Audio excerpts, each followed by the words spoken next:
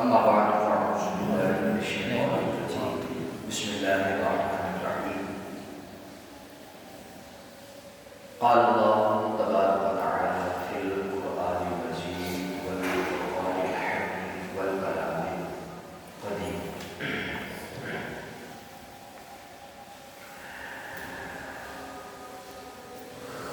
استغفروا ربكم إنه كان غفارا آمنت بالله صدق الله مولانا العظيم وصدق رسوله النبي الكريم الأمين إن الله وملائكته يصلون على النبي يا أيها الذين آمنوا صلوا عليه وسلموا تسليما محبت کے ساتھ بندے پاک کے سلام وعلى آله وصحبه يا سيدي يا حبيب الله الصلاة والسلام عليك يا سيدي يا حبيب الله وعلى آله وصحبه يا سيدي يا خاتم النبيين تمام حمد و سلام تعریف و توصیف اللہ رب العزت کی ذات والا صفات کے لیے وہ مولا خالق کائنات بھی ہے، وہ خالق شش جہات بھی ہے۔ اللہ تعالیٰ کی حمد و ثنا کے بعد حضور نبی اکرم شفیع معظم رسول محتشم نبی مکرم اللہ کے پیارے محبت کے سہارے محبت کے محبوب دار مشہور مالک عقاب امم فخر الوعجم بارک کون و مقام سیاد مقام سید سجام ماہ خوبا شہر شاہ حسینہ تتمہ دورہ صدر سہرہ جمال جلوہ رسول نظر نور ذات رنگ اثر باعث تکمین آدم فخر آدم و ولی آدم نجر برحا راز ارماء و حال صاحب علم شرف معصوم آمینہ احمد مجتبی جناب حضرت محمد مصطفیٰ صلی اللہ علیہ وآلہ وسلم کے حضور ناز پر اپنی عقیدتوں، ارادتوں اور محبتوں کا اعراض پیش کرنے کے بعد واجب الاحترام صدر انتشام برادران اسلام السلام علیکم ورحمۃ اللہ وبرکاتہ۔ وعلیکم السلام ورحمۃ اللہ وبرکاتہ۔ سب سے پہلے اللہ رب العزت کی ذات کا کرو و شکر اور اس مالک حقیقی کا ہم سب پر کروڑواں احسان ہے کہ جس نے ہماری زندگی کی سانسوں کو اس قدر دور دیا کہ آج ہم پھر اسی کی بارگاہ میں اسی کو رکوع، اسی کو سجود، اسی کو قیام اور اسی کی تسبیح و تحلیل بیان کرنے کے لیے جمع ہو رہے ہیں۔ پروردگار عالم ہماری بقیہ زندگی کو بھی اپنی بندگی کے مطابق گزارنے کی توفیق عطا فرمائے۔ بالخصوص اللہ رب العزت کی پاک و بلند جناب میں آج کے اس جمعے کے توسل کے ساتھ دعا کرتے ہیں کہ اللہ رب العزت یہ جو کرونا وائرس اس نے پوری دنیا کو لپیٹ میں لیا، اللہ رب العزت اس وبائی بیماری سے ہم سب کو محفوظ فرمائے، بالخصوص پاکستان عالم اسلام کی اللہ رب العزت خیر فرمائے۔ شامل اس وقت میرا آج کا جو موضوع سخن تھا جس پر میں نے آج آ کر آپ کے سامنے گفتگو کرنی تھی، وہ موضوع ہے توبہ اور استغفار ٹال دیتا ہے قوموں سے عذاب۔ توبہ اور استغفار ٹال دیتا ہے قوموں سے عذاب۔ اس موضوع کے حوالے سے چند گزارشات آپ کے گوش گزار کروں گا۔ اللہ رب العزت میری زبان پر کلمہ حق جاری فرمائے۔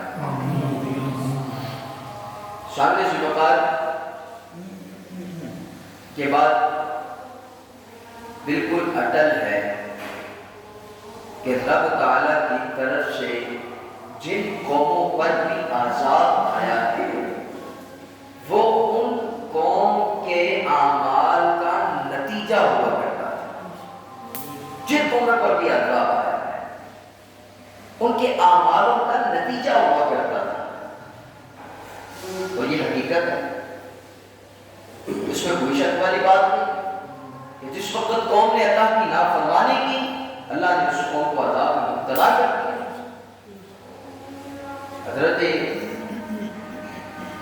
سیدنا لوط علیہ السلام کی قوم کو دیکھ لیا کہ اس قوم نے کیا کیا. اس نے ہم جنس پرستی یعنی بد کے ساتھ اپنی خواہشات کو پورا کرتے تھے. ہم جنس پرستی اس کو فروغ دیا. حضرت لوط علیہ السلام انہیں سمجھاتے رہے کہ خدا کے لیے اس گھنونے عمل سے باز آ جاؤ، اللہ کا عذاب آ جائے گا، اللہ کا عذاب آ جائے گا. لیکن وہ قوم نہیں مانی، قوم نہیں مانی. پھر کیا حکم کہا؟ اچھا اے میرے پیغمبر، اے میرے نبی، آپ ان میں سے چلے جاؤ، آپ میں جانوں اور یہ قوم بڑا سمجھایا نہیں باز آئے. حضرت لوط علیہ السلام کو حکم ہوا کہ یہاں سے آپ چلے. جب حضرت سیدنا لوط علیہ السلام اس قوم سے دور چلے گئے، پھر اللہ رب العزت نے جبرائیل علیہ السلام کو حکم دیا، اے جبرائیل اس پوری بستی کو اٹھاؤ.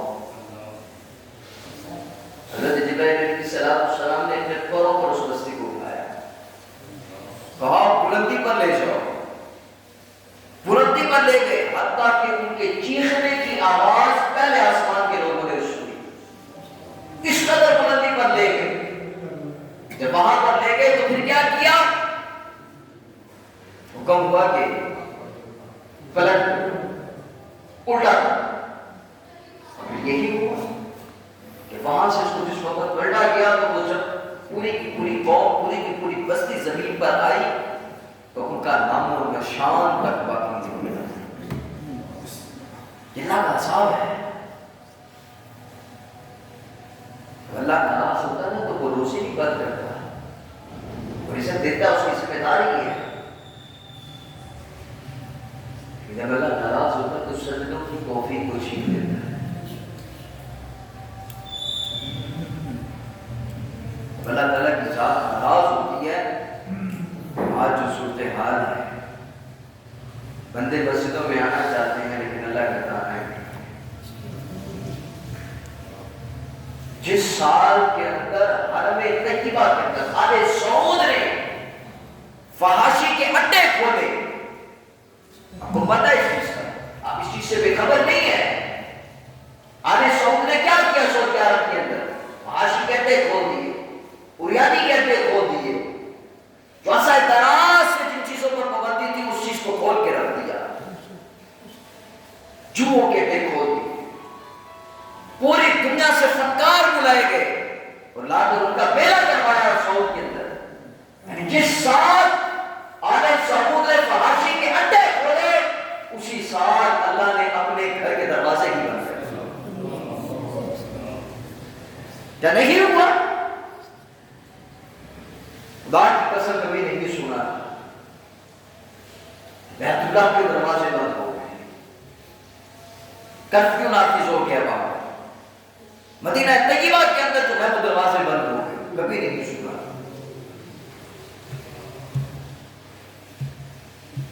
فاسق اور جابر لوگوں نے ہی جو ہے وہ دروازوں کو بند کیا. اللہ آج دیکھیں کیا سوچ رہا ہے، کس قدر جو ہے وہ ایک انسان کو دکھ پہنچتا ہے. کبھی ایسا نہیں ہوا کہ مسجدوں سے خوف دلایا جا رہا ہے.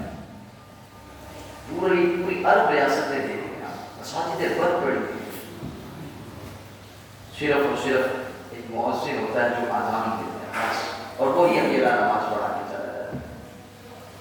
کسی کو اجازت نہیں ہے مسجدوں کے اندر آنے کی. یورپ کنٹری کے اندر جتنی مساجد ہیں دیکھتے ہیں، عرب کی ریاستوں کے اندر دیکھتے ہیں بند پڑیں گے مسجد.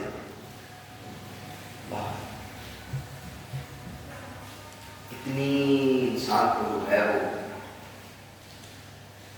اس قدر مسلمانوں کے اوپر ایک زوال کا سبب بن چکا ہے. مسجدیں بند پڑ گئی. اب وہ جس وقت اذان دیتے ہیں وہ کیا کہتے ہیں؟ حی علی الصلاۃ، اور نماز کی طرف نہیں، وہ کہتے ہیں الصلاۃ فی بیوتکم، نمازیں اپنے گھروں میں پڑھو. یہ مؤذن اذان دیتا ہوں، حی علی الصلاۃ، حی علی الفلاح، پتہ وہ کہتا ہے الصلاۃ فی بیوتکم، نمازیں پڑھنی اپنے گھروں میں پڑھو. بند ہے مسجد، کرفیو نافذ ہے، بس کسی کو جو ہے وہ مسجد بتانے کی جو ہے وہ اجازت نہیں ہے. اللہ سامنے جو بات کر رہا تھا کہ جس وقت جو قوم رب کی نافرمانی کرتی ہے پھر اللہ ان پر عذاب مسلط کر دیتا ہے. رسول اللہ صلی اللہ علیہ وسلم کی حدیث مبارکہ ہے، فرمایا کریم علیہ السلام نے کہ جس قوم کے اندر فحاشی عام ہو جاتی ہے اللہ اس قوم پر طاعون اور اس جیسی کئی بیماریاں جو ہے وہ اس قوم میں مبتلا کر دیتا ہے کہ جن کا نام پہلے کبھی بھی لوگوں نے سنا نہیں. تو آج دیکھیں کبھی سنا ہے آپ نے یہ بیماری؟ بندہ بندے کے قریب نہیں کھڑا ہو، مصافحہ نہیں کر سکتا، اس دور دور رہے، دور دور رہے. بہت جیسے کوئی اچھوت بیماری لگتی ہے، بندہ دوسرے بندے سے نفرت کر رہا ہے. آپ دیکھیں یہ دنیا کے اندر تو سوشل میڈیا آپ لوگ استعمال کرتے ہوں گے، دیکھتے بھی ہوں گے آپ، جس وقت جس بندے کو کورونا وائرس ہوتا ہے اللہ تعالیٰ اپنے حفظ و امان میں رکھے، اللہ ہمیں اس بیماری سے محفوظ رکھے. لیکن جس وقت دیکھا گیا نا جن کے اندر یہ بیماری پائی جاتی ہے انہیں کس طرح لے کے جایا جاتا ہے گھر والے. میں کہتا ہوں ادھر انسان کو نا اپنے اوپر ذرا تھوڑا سا غور کرنا چاہیے. انسان بڑا اپنے آپ میں کھانے کھاں بنا پھرتا ہے، میرے ساتھ 10 لوگ ہیں تو میرے ساتھ 50 لوگ ہیں، میں آواز ماروں گا تو پورا محلہ اکٹھا ہو جائے گا. میں کہتا ہوں انسان کو اس کی حقیقت یاد آ جائے گی. یہ کورونا وائرس نے اس کی حقیقت کو بتا دیا ہے. جس کو کورونا وائرس ہے گھر والے لوگ اس کے قریب نہیں جاتے. کیا انسان کس بات کے اوپر کھلا بیٹھا ہوا ہے، کس کے اوپر جو ہے وہ کھول کر اپنی زندگی کو گزار رہا ہے؟ دیکھ لیں آپ، سوشل میڈیا اٹھا کر دیکھ لیں آپ، جس بندے کو یہ وائرس ہے اس بندے کے قریب نہیں لوگ جاتے کہ کہیں یہ بیماری ہمیں نہ لگ جائے. سگا باپ، سگی ماں، سگے بہن بھائی، لیکن جن کی ہلاکتیں ہوتی ہیں اس بیماری کے اندر کی تدفین دیکھی اللہ کندھے تو بڑی دور کی بات ہے. لوگوں نے تو جنازے بھی بڑے ایسے پکڑا اور ایسی جیسے رسیوں سے باندھ کر قبروں میں اتارا گیا، ہاتھ بھی نہیں لگایا، رسیوں سے باندھ کر قبر میں اتارا گیا. اور گھر والوں پر پابندی ہے کہ کوئی شخص اس کا چہرہ بھی نہیں دیکھ سکتا. اور ہوئے ہی لوگوں نے چہرے تک نہیں دیکھے ایسے کورونا وائرس کے مبتلا جو افراد پائے گئے ہیں اس بیماری کے اندر، گھر والوں نے چہرے ہی نہیں دیکھے. اللہ میں کہتا ہوں انسان کو اپنی حقیقت کو ذرا تھوڑا سا گہرائی میں تنہائی میں بیٹھ کر سوچا کرے. اب لوگ تو آپ لوگ گھروں میں ہی ہوتے ہیں، آپ تو کوئی کام ہی کوئی نہیں ہے، گھروں میں بیٹھ کر سوچا کریں اپنی حقیقت کو کہ اللہ نے ہمیں کس مقصد کے لیے پیدا کیا ہے اور ہم کس مقصد میں اپنی زندگی کو گزار رہے ہیں. یہ ہماری حقیقت ہے. ابھی وائرس آ جائے تو لوگ جو بڑے کھلا کے مل رہے ہوتے ہیں دور بھاگیں گے آپ سے، کوسوں کوسوں دور ہو جائیں گے آپ سے، قریب نہیں آئیں گے آپ کے. صرف تھوڑا سا شبہ پیدا ہو جائے، مرنا یا مرانا تو بڑی دور کی بات ہے، تھوڑا سا شبہ پیدا ہو جائے اس بندے کے اندر یہ بیماری ہے، لوگ دور بھاگیں گے اس سے. یہ انسان کی حقیقت ہے. انسان سمجھتا پتہ نہیں میں کیا بنا. جب اللہ پکڑتا ہے نا کہ بندے کو سمجھ بھی نہیں آتی کہ میں پکڑا کہاں سے گیا. اللہ تعالیٰ سے جو ہے وہ معافی کا طلبگار رہنا چاہیے. اللہ تعالیٰ قرآن مجید فرقان حمید میں ارشاد فرماتا ہے استغفروا ربکم. جتنے مرضی تم گناہ گار ہو، ساری زندگی گناہوں میں گزر گئی، لت پت ہو گئے گناہوں کے اندر، اللہ فرماتا ہے استغفروا ربکم. تم اپنے رب کی بارگاہ میں آ کر توبہ کرو، استغفار کرو، معافی مانگ لو اس سے، اس کے سامنے کلیہ ساری کر دو، آنکھوں سے آنسو نکال دو. پھر کیا ہوگا؟ اللہ فرماتا ہے انہ کان غفارا. اللہ فرماتا ہے میں اسے بخش دوں، اس کی خطاؤں کو مٹا دوں گا، اس کے گناہوں کو ختم کر دوں گا، بلکہ اس کے گناہوں کو نیکیوں میں بدل کر دوں گا. نیکیوں میں بدل دوں گا اس کے گناہوں کو. سامنے سے بنا ہے آج ہم کس معاملے کے اندر اپنی زندگی کو بسر کر رہے ہیں. اگر آج گھر میں رہنے کا موقع ملا ہے تو اس موقع کو ضائع مت کریں. آپ اس گھر میں موقع کو ضائع مت کریں. گھروں کے اندر رہیں، کم سے کم جو ہے وہ فضولیات کے اندر اپنے وقت کو صرف کریں. فضولیات سے مراد کیا ہے؟ لوگ جو ہے وہ کیبل لگا کر بیٹھ جاتے ہیں، فلمیں لگا کر بیٹھ جاتے ہیں. نہیں سامنے سے بخار کہ وہ اب ختم ہے، اب تو اللہ کے حضور توبہ اور استغفار کرنے کا وقت ہے. اگر گھر میں بیٹھنے کا موقع مل گیا ہے اپنے والدین کے ساتھ گفتگو کریں، ان کے ہاتھ پاؤں دبائیں، ان کے سر کی مالش کریں، ان سے باتیں شیئر کریں، ان کے پاس بیٹھیں. آپ یہ موقع مل گیا آپ کو اپنے گھر کے اندر بیٹھنے کا، ان کے ساتھ وقت گزاریں، اپنی اہلیہ محترمہ کے ساتھ اچھا وقت گزاریں، ان کے ساتھ کام پہ ہاتھ پھیلائیں. نبی کریم علیہ السلام کی سنت مبارکہ ہے. یہ نہیں کہ بس گھروں کے اندر بھی وہی ماحول جو ہمارا باہر کے اندر ماحول ہوتا ہے، اس سے چھوڑ اس سے کر، بیوی بچوں سے لڑ، والدین کے ساتھ ناراض، بدتمیزی.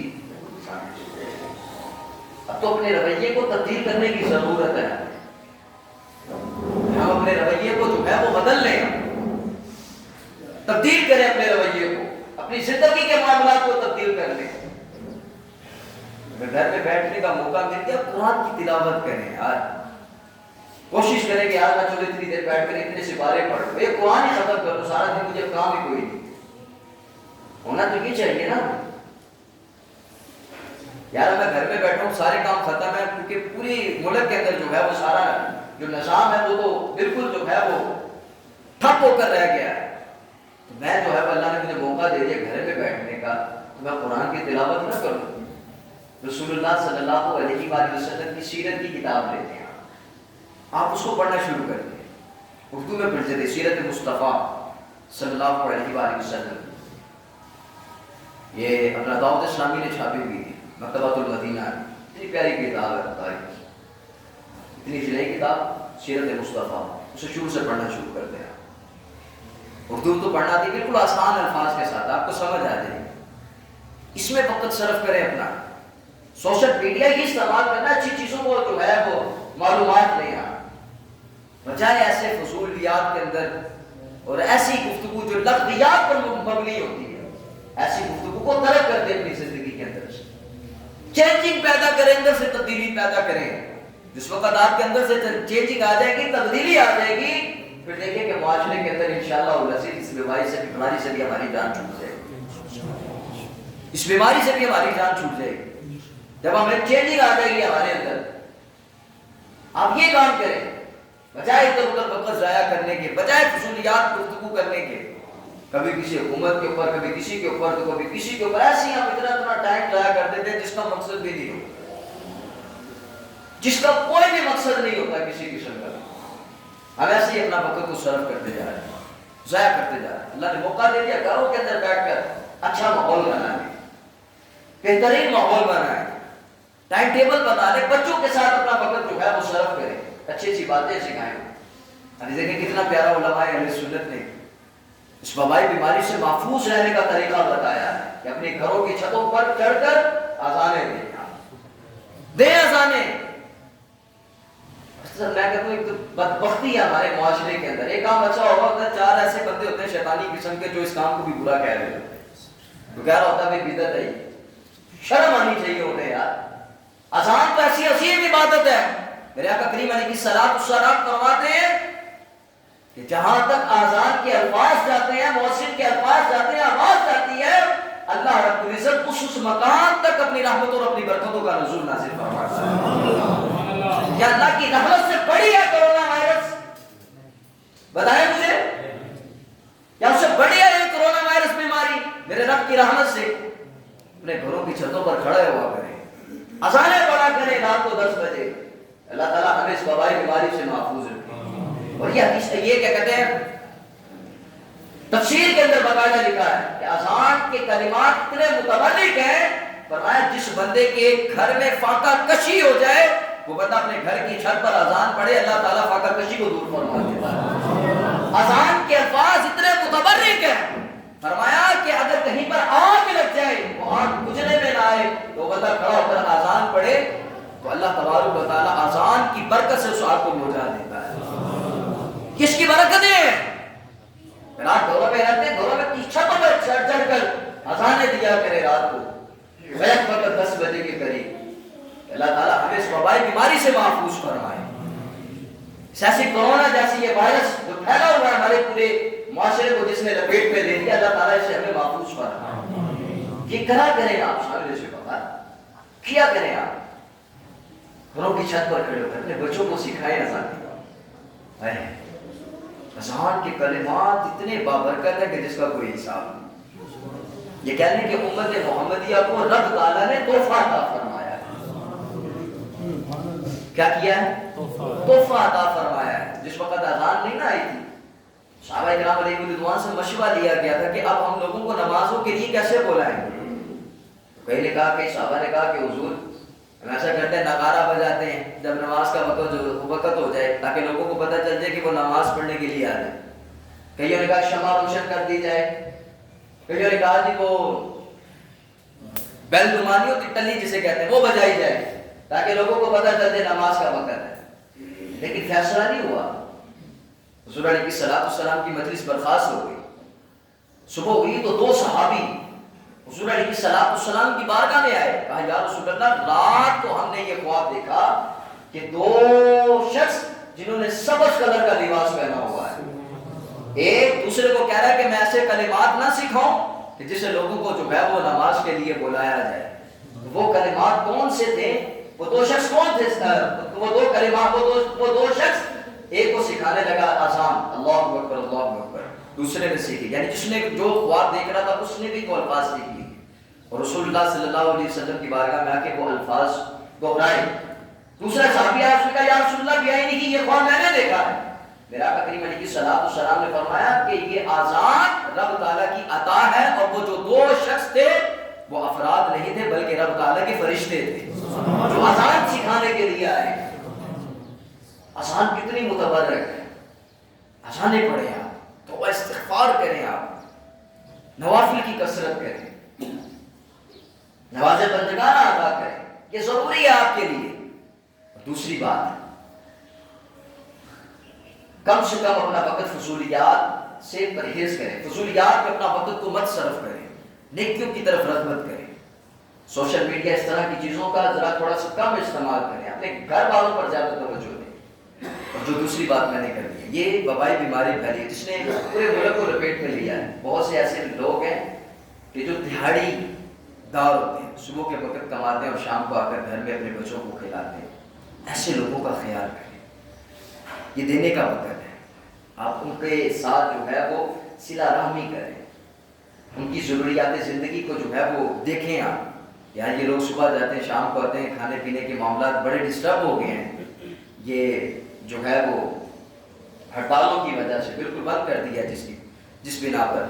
ان کا خیال کریں آپ. دیکھیں اپنے محلے کے اندر کون سے ایسے افراد نہیں, تو آپ جو محلے کے اندر پرچون والی دکان ہے اس سے جا کر پوچھ لیں کہ روزانہ کلو آٹا کون لے کر جاتا ہے. وہ بتا دے گا آپ کو کہ کون سا گھر لے کر جاتا ہے. اس کو جا کر جو ہے وہ اسی کو کہہ دیں کہ یار اس کے گھر میں یہ پہنچا دیں. یہ ضرورت ہے اس وقت, اس چیز کا خاص طور پر خیال کریں. اپنے مسلمان بھائیوں کا خیال کریں، چھوٹے بچوں کا خیال کریں، یہ بے انتہا ضروری ہے. جہاں پر خرچ کریں آپ انشاءاللہ العزیز اس کا اجر و ثواب بے شمار ہے، کیونکہ اس وقت آفت ہے، بہت سے لوگ اس کی زد میں ہیں، تو ان کا خیال کون کرے گا؟ ہم لوگ ہی کریں گے. اپنی ضروریات زندگی میں سے کچھ نکال کر ان کے اوپر لازمی خرچ کریں آپ، تاکہ وہ بھی احسن انداز سے جو ہے وہ اپنی زندگی کو گزار سکیں. تیسری بات جو میں نے کرنی ہے وہ یہ ہے کہ مجھے بڑا دکھ ہوا، یہ کہنا حکومتی وہ ایک ٹپو جس بندے نے یہ کہا کہ یہ مذہبی طبقے کی جہالت کی وجہ سے وائرس پھیلا ہے، اس نے ٹویٹ کیا ہے. میں کہتا ہوں اس بندے کو شرم آ رہی، اس کو تو منہ دیکھنے کو دل نہیں کرتا خدا کی قسم. اور یہ تو وزیر اعظم عمران خان کو چاہیے کہ وہ اپنی کیبنٹ میں سے ایسے بندے کو نکال کر باہر پھینکے یا اس کتے کو لگام ڈالے جو علماء کرام پر ٹھوکرا شروع کر دیتا ہے. تمیز ہی نہیں ہے لوگوں کو بات کرنے کی. یہ تو تمہاری فحاشی اور ریانی اور کرپشن کی وجہ سے یہ جو ہے وہ وائرس پھیلا ہے. علماء تو ممبروں پر آ کر لوگوں کی اصلاح کرنے والے لوگ ہیں، لوگوں کو نماز پڑھانے والے لوگ ہیں، لوگوں کو عبادتوں کی طرف راغب کرنے والے لوگ ہیں. ان کا ذہن، ان کا طبع، ان کی جو ہے وہ زندگی کو رب تعالیٰ کی طرف منسوب کرنے والے لوگ ہیں. رسول اللہ صلی اللہ علیہ وآلہ وسلم کی سنت کو عام کرنے والے لوگ ہیں علماء، اور ان کے متعلق ایسی زبان استعمال کرتا ہے بدبخت قسم کا. تو کہا تو نام بھی اس وقت جو ہے وہ بڑا کیا بندہ دے، ٹپو ہی کہہ دے تو وہ زیادہ بہتر ہے. اس کو ذرا سی بھی تمیز نہیں کہ کس طرح کا ٹویٹ کیا اس موقع کے اوپر جس وقت علماء منبر پر بیٹھ کر جو ہے وہ احتیاطی تدابیر بیان کر رہے ہیں. یار جو احتیاط وہ کریں آپ، ضروری ہے. احتیاط افسوس سے بہتر ہے، یہ نہ ہو کہ بعد میں آپ کو افسوس کرنا پڑے. احتیاط کریں، جو جتنے بھی احتیاطی تدابیر بیان کیے اس پر عمل کریں آپ، یہ آپ کی ذمہ داری ہے. علماء تو یہ درس دے رہے ہیں اپنی مساجدوں میں، علماء لوگوں کو جو ہے وہ بتا رہے ہیں، لیکن یہ اٹھ کر ٹبو قسم کا شخص یہ جب بھی دیکھ لیں آپ کے علماء اور مذہبی طبقے کے خلاف اپنی زبان کو دراز کیا. صحیح کیا مفتی منیر الرحمان صاحب نے کہا تو اس بندے کی جواب بھی نہیں دینے، اور باقی بھی نہیں دینا چاہیے ایسے بندے کا جواب. بندہ مینگنی جو ہوتی ہے بکری کی، اس کا کیا جواب دے گا؟ مینگنی تو مینگنی ہوتی ہے، خدا کی جواب دینا ہے. گندے لوگ بھی بعض بات پائے جاتے ہیں. اللہ تعالی ہمیں ایسے حکمرانوں سے محفوظ کرے. آمین. آمین. وآخر دعوانا